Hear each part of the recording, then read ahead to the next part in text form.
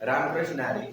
तर बाहेर पाऊस पडत होता. सहज मनामध्ये विचार आला की जसा पृथ्वीवरती पाण्याचा पाऊस पडतो त्याच पद्धतीने सोलर सिस्टीम मध्ये जे की अदर प्लॅनेट्स आहेत नेमके त्या ठिकाणी कशाचा पाऊस पडत असेल, बरोबर. तर त्या संदर्भात आपण थोडीशी त्यात माहिती घेऊया.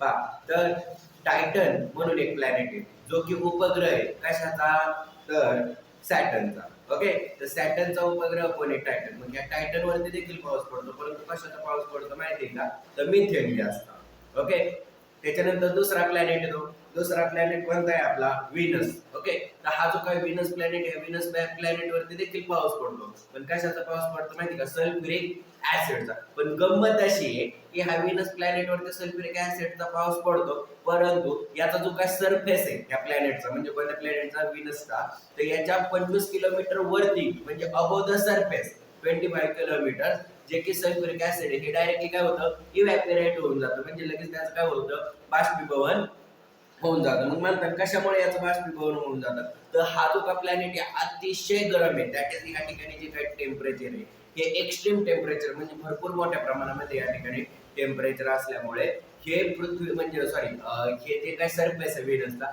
या सरफेस वरती जे काही सल्फ्युरिक ऍसिड आहे हे यूज देत नाही, म्हणजे 25 किलोमीटर अबोव च्या वरतीच काय करतो, त्याला इव्हॅपोरेट करून देतो.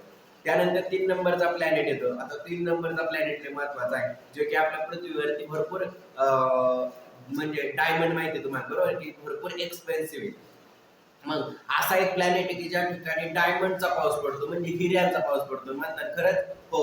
तर कोणता प्लॅनेट आहे असा, तर नेपच्यून आणि युरेनियस हे जे काही दोन प्लॅनेट्स आहे, या दोन प्लॅनेट्स वरती डायमंडचा पाऊस पडतो. कशाचा, डायमंडचा. यापूर्वी तुम्हाला ही माहिती होती का नव्हती ते मला चॅट बॉक्स किंवा कमेंट बॉक्स मध्ये सांगा, ठीक आहे.